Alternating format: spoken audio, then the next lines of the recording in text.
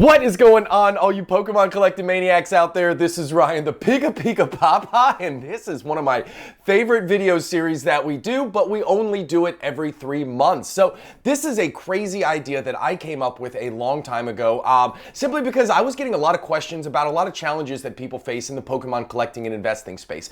And I'm always trying to solve problems. And, you know, some of the things that I heard was, hey, I really want to buy all these elite trainer boxes, right? But I just don't have enough storage. Or, hey, I'd love to buy a case of all these booster boxes, but I don't have the room. Other people had said, I don't like singles collecting because it's really hard to pick that one single, right? That one unicorn that's going to outperform. It's just a challenge for all of us, and we've seen that time and time again. Singles cards kind of fluctuate up and down in the top 20 of all these sets. And other people had said, hey, I really want exposure to some high-end cards, but I don't have $30,000, to go drop on 3 or 4 PSA 9 graded Charizards. And other people had just said, I want to spread my collection dollars out. I want to really separate how I invest and how I collect in Pokemon. I really love the collecting side of things, but I also want to take a serious run at the investing side of things. So here's what I came up with. These are these Pokemon index funds, and I started this 6 months ago, and we do an update every 3 months. 3 months ago, I did an update.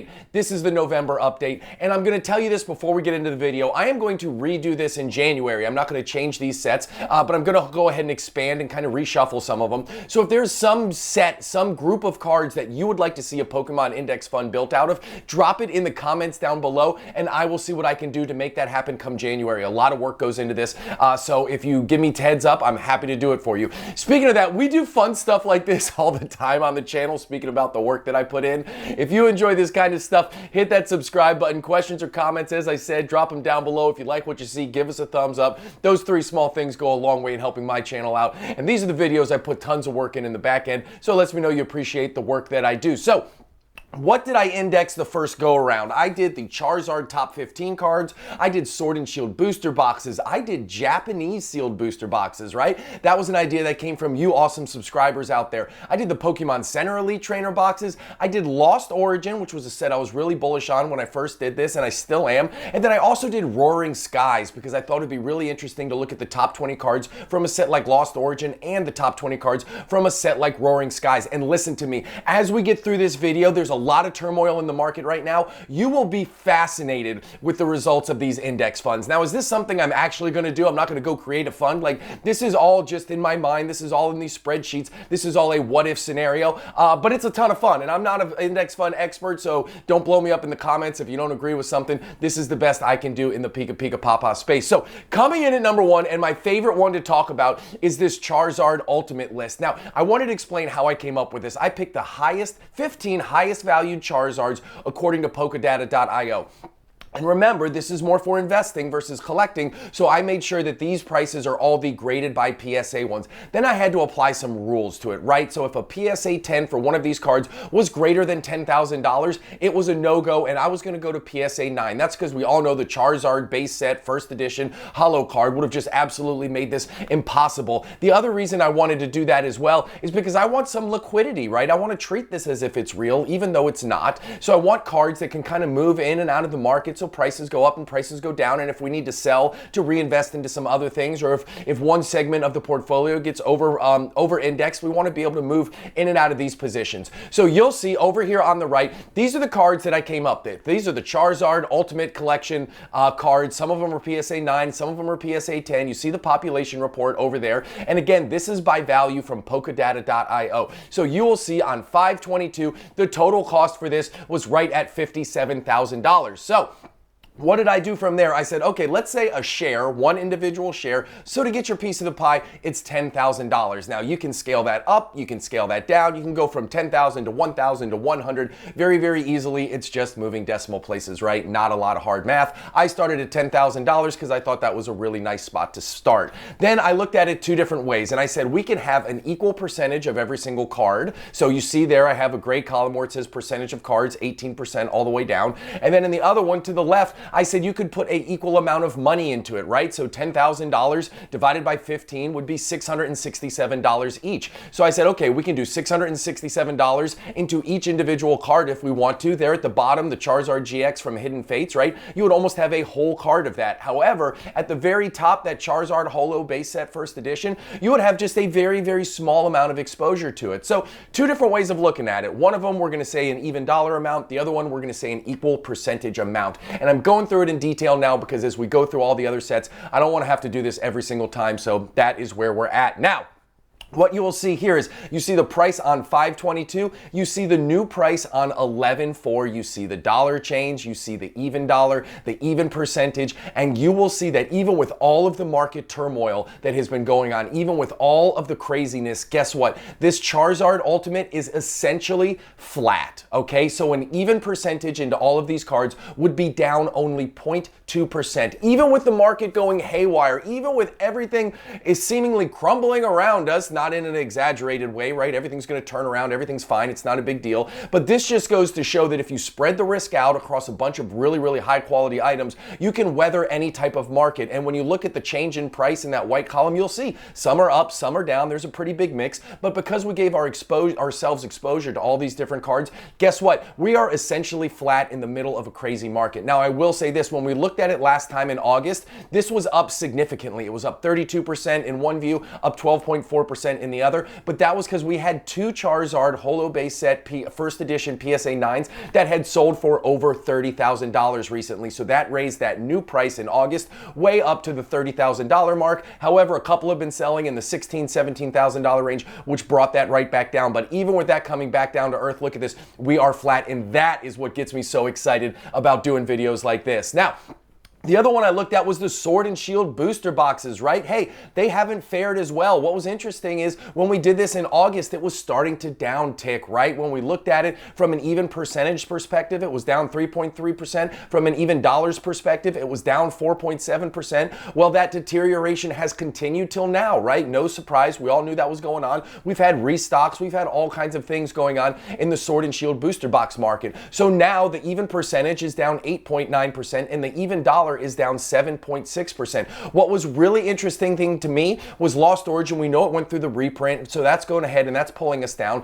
But two sets that haven't been reprinted, Vivid Voltage and Battle Styles, are way, way down compared to where they were on 5/22. For me, that gets me kind of excited about these booster boxes. Like, they're right at the $100 range. You got to be crazy if you don't think that in the long run, Vivid Voltage and Battle Styles, no matter how much was printed, no matter how much the cards suck, like we've seen it through Sun and Moon, like if you think these are going to be $100 for the next 3 to 5 years, I don't think so. I think they're going to go up in value, right? I think that's absolutely crazy. So that's another reason why I love doing this type of video, because it brings a bunch of other things to light. Now, I will say Chilling Reign and Evolving Skies are our bright spots here. No surprise, Evolving Skies is still doing very well. It has slowed down its rate of growth. I remember when this thing was going up like 10, 15% every single freaking month, but that's okay. It's good that it's normalizing. 5% over the last couple months is a very, very safe rate of return. So really cool to look at these Sword and Shield booster boxes and how they have performed, and the overall index, it's down about, 8%. So, hey, who knows? If I was sitting here and if I was looking at this and I was truly viewing this as an index, this would be a time where I would probably be putting more money into the Sword and Shield booster box index. Now, the next thing right here is the Japanese booster box index, and this thing is absolutely insane. Now, I have been very transparent. I don't know a ton about the Japanese booster box market. All I know is that whenever I'm pulling the data from Polkadata.io, it just keeps going up, and it's not individual sets. Like if you look in that change in price percentage column, they are all going up. It is absolutely insane. So when we looked at this in August, the even percentage was up 37% and the even dollar was up 32%. Now, even after the couple months, even where we've seen the singles cards, we did a whole video on Japanese PSA graded cards and how they have been getting really, really soft in the market. Well, guess what? As much as those cards have been going down, these booster boxes have been able to hold their water. Yeah, they're down a couple percentage points from where they were a couple months ago, but guess what? They're still up since May 35% in the even percentage standpoint, 32% from the even dollar standpoint. And this is a great example of why this could work in the future for people. Somebody like me who I don't know enough about Japanese booster boxes, but if I wanted to give myself some exposure and feel some safety and understand that there are other people who are involved in this that are handling it for me, maybe I would have bought a couple shares of Japanese booster box ETF or whatever the heck it ended up being named, because I don't have to know a lot about it. I don't have to worry about buying those boxes from Japan. I don't have to worry about having a proxy address somewhere. Like, it would just be really cool to be able to drop some dollars into this and then kind of forget about it and let it do its thing, because guess what? These booster boxes have been on absolute fire as of late. Coming in here, Pokemon Center exclusive Elite Trainer box. Now, this was really cool. I have Pokemon 151, Obsidian Flames, and Paldea Evolved in white because we added them. When we talked about this last time, we said that this list will continue to grow. Obviously, there's going to be more Pokemon Center exclusive ETBs that come out. All of these other sets that we've looked at are from either definitive timelines, definitive sets, definitive names.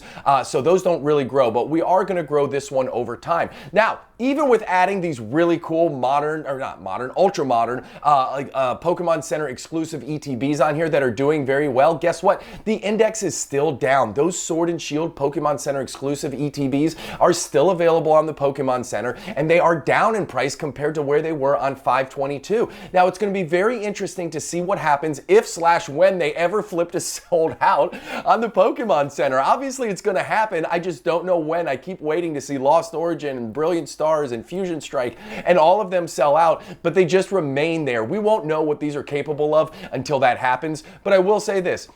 In August, when we looked at this, the even percentage was down 14.5% and the even dollar was down 15.6%. Now that we've been able to add some more stability, some sets that have been doing very well, it is down 5.5% and 7.4% respectively. I just want to make sure to call out the only reason we've seen improvement is because we are always adding in these brand new products as they come out, and we're adding them in at MSRP. You know I'm a fan of them. I buy as many cases as I can pre-launch, and until the Pokemon Center starts restocking them, I'm going to continue to do the exact same thing. Now, coming in at this next one was the Lost Origin Top 20. And when I decided to do this, I was in love with Lost Origin. I'm still in love with Lost Origin, but this was pre-restock. And I think this is great. I am so glad that we decided to do this when the booster box was up at 160 bucks. All the cards were flying high. Like, a restock wasn't even in my mind. I didn't even think that they were going to do it at this time. But it's good because this shows what happens when you can spread the risk out. Now, guess what? It is not doing well. Even the big dog, the Giratina, like if you look at those top 6 cards, top 5 cards, that's where we're seeing a lot of our price pressure. And whenever your top cards don't perform well, it is really hard for the rest of the cards to kind of find that momentum. So in August, when we did this, it was down 12% and 12% respectively. But since then, it has really, really tripped and fallen. Now it is down 25% from an even percentage standpoint, and it is down $22 from an even dollar standpoint. Now, what is really interesting about this is the top 20 cards in here have shuffled. I owe this individual index, we're going to have to rebalance it. So we're going to move some of these cards off. We'll move the new top 20 cards in January, and we will have to see how that all shakes out. I haven't quite formulated in my mind how I'm going to make that happen because I want this to be a continuation for as long as the PikaPikaPaPa channel is around. But an example is Dark Patch, right? Dark Patch isn't even on this list, but now it's the number 8 most expensive card in Lost Origin, and it should be valued on here. If you look at the actual value of the current top 20 cards, some of them aren't on here, the value is $565. The value of these cards right here is $556. Now, it's only a $9 difference, but I always want everything to be as accurate and buttoned up as it can be. So when I rebalance in January, this is going to look a little bit different, and I'm excited to get that out there and see if Lost Origin in time can bounce back and be the great set and great singles that we all know it's capable of being. Speaking of great sets, this is the one that I wanted to include just simply because when I started this, obviously I had a feeling, we all thought that, you know, the Pokemon market was really, really hot. We all know that investing in any type of market like this is cyclical. There'll be good times and bad. And I thought, hey, if we're going to do this as a true index fund, I want to index something that's a little bit older. Now, Roaring Skies isn't what I would describe as old, obviously, but it is from XY era. So it's got a couple eras on it. And it was really, really interesting to see this. I'm so incredibly glad glad that I did. And if you guys want me to start indexing in January something even older, just let me know, because I think that would be a worthy exercise as well. Now, when we looked at it in August, guess what? It was up 8% from an even percentage standpoint and up 7% from an even dollar standpoint. Remember, we were just talking about Lost Origin? Lost Origin was falling like a rock then, and guess what? Roaring Skies was doing really well. I mean, you don't have to worry about restocks, you don't have to worry about reprints, so there's a lot to be said for that. And now, even with all the market turmoil that's going on, even with all these cards that are falling in price, guess what? From an even percentage standpoint, it's still up 5%, and from an even dollar standpoint, it is up 1%. I have been saying this. I've been collecting cards for a long time, heavily investing, serious investing, not just collecting and buying, but seriously investing in them for about 20 years. And whenever the market starts to get turbulent, whenever things start to fall, people always look to age and people always look to quality. So this Roaring Skies index is still holding its water despite the fact of everything that's going on around it. And I love that it's on the list, and I can't wait to continue to flush this one out moving forward. So what did I learn from all of this? Listen, Japanese booster boxes were the big winners. The question to me is, do you buy what's going up or do you buy what's going down? I think if it was me and if I was watching these indexes and I had to pick one to invest in, I personally would be investing in the Sword and Shield booster box one. I think the Japanese booster boxes are incredibly hot, which is great, but we're starting to see a softening in the sealed card market, or the graded card market there. So it'll be interesting to see if the booster boxes follow suit in the future, even though we know sealed Pokemon is really, really safe in the terms of long-term investment. Then again, ultra modern Pokemon Center exclusive ETBs, they're just killing the game. Again, until Pokemon Center, Pokemon International comes out and shows that they're going to restock them at any point, I am still going to be heavily investing into them. And as I said just a minute ago, this is one of the most critical lessons I could possibly teach anybody, is that when you are in the middle of the cardboard market and things are starting to fall apart around you, you will see strength in age and you will see strength in quality. Again, in the sports card space, we used to always see like Hall of Fame rookie cards. Think about true vintage, not 1999, true vintage cards from the 40s, the 50s, the 60s, even into the 70s. We would always see when the market was coming down as a whole, those cards would start to pop. I expect the Pokemon community to follow the exact same way. If we truly start going into a large market downturn, I think you will see some of those old Charizards in big slabs. I think you're going to see a lot of strength in some of the older sets. I think that's where we'll be able to find growth in the future. Over the last couple years, it's been ultra modern. Sun and Moon has been growing, Sword and Shield has been growing. Now we're starting to see both of those eras come back down. And again, I say this all the time, everything is cyclical. So it will turn around. Ultra modern will be popular again at some point, but right now, all the indices are pointing to maybe older and sealed is the way to go. So listen, if you made it to the end of this video and you're not a subscriber yet, what are you doing? Hit that subscribe button. Questions or comments, drop them down below. If you like what you saw, give us a thumbs up. As always, I appreciate you. Y'all have an epic one. Thanks, everybody.